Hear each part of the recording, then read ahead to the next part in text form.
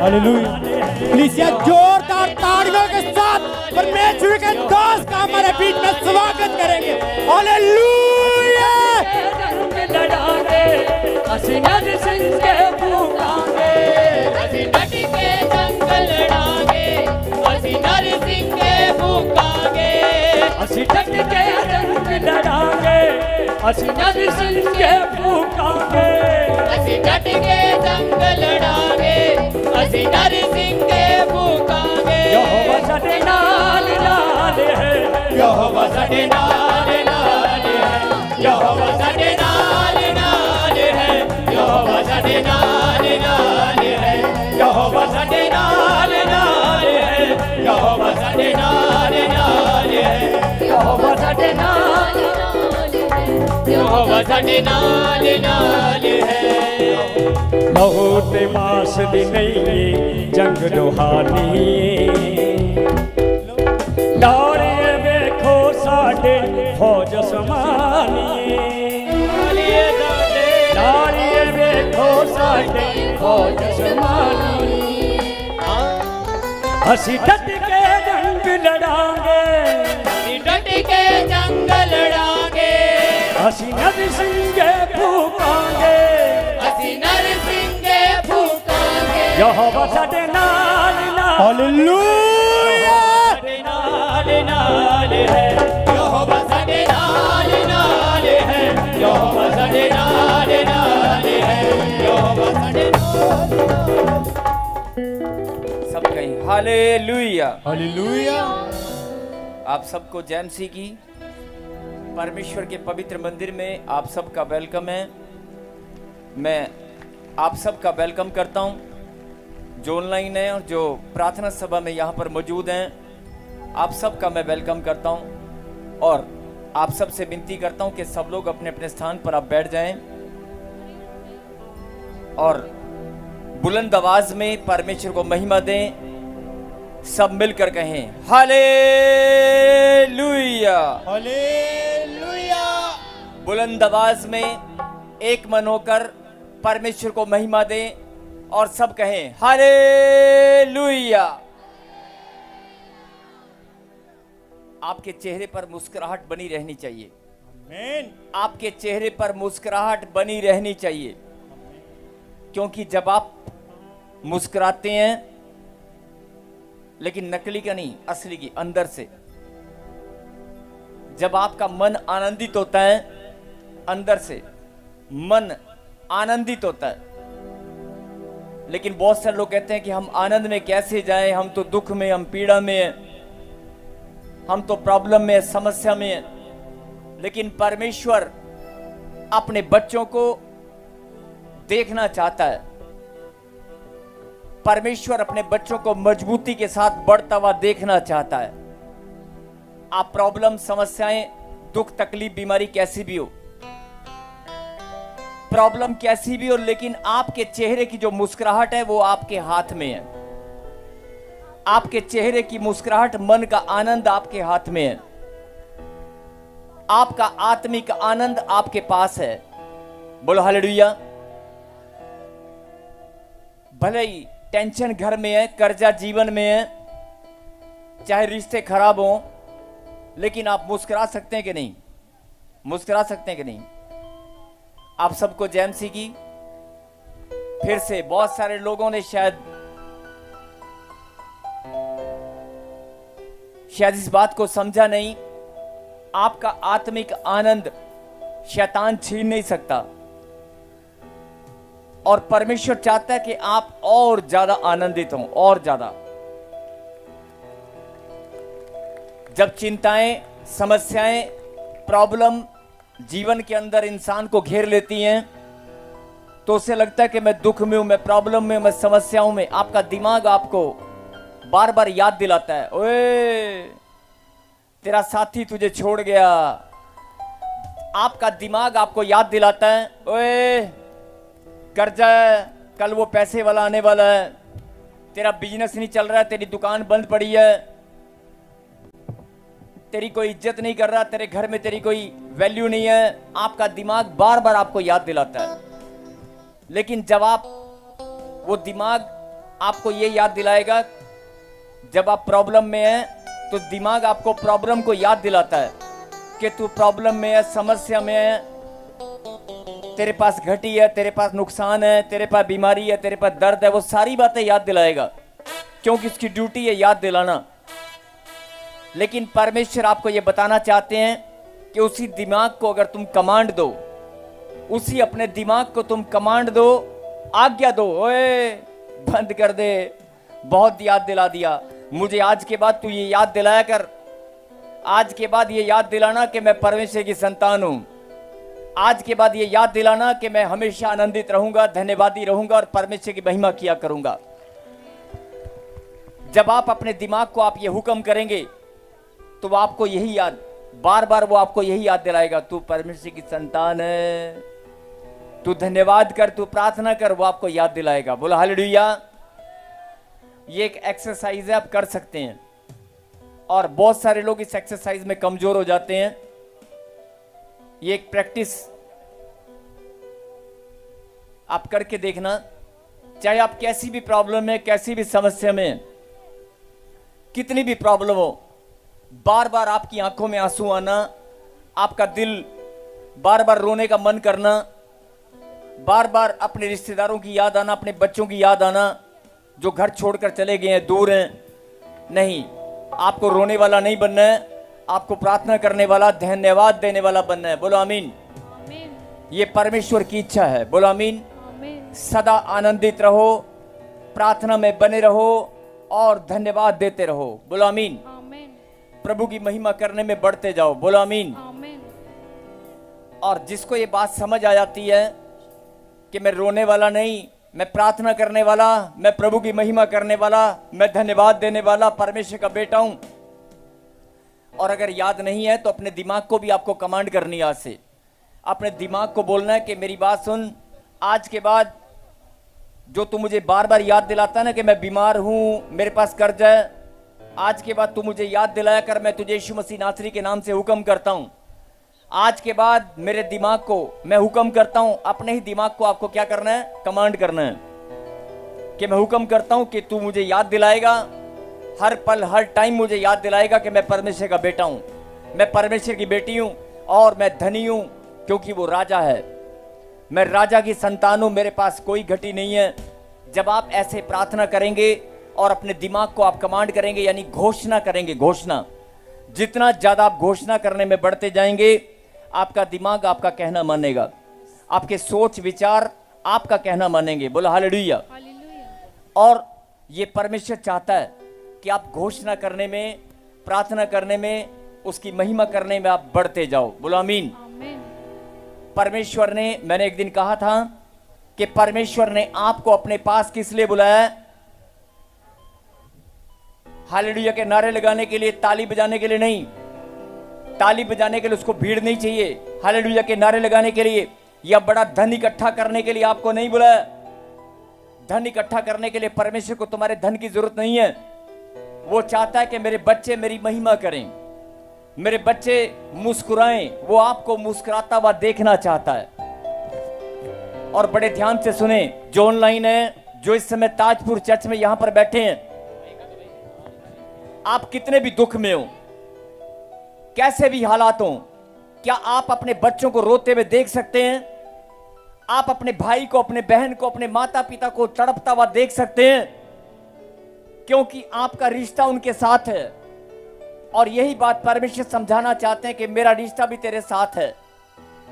और आज अगर तू मेरी बात को समझ चुका है तो अपने दिमाग को कमांड कर कि मैं परमेश्वर का बेटा हूं। सब कहें, मैं परमेश्वर का बेटा हूं, मैं परमेश्वर की बेटी हूं, मैं धन्यवाद करता हूं।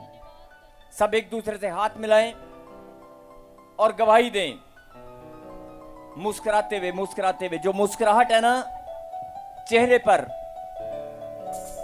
वो जो मुस्कुराहट है ना, वो शैतान छीन नहीं सकता।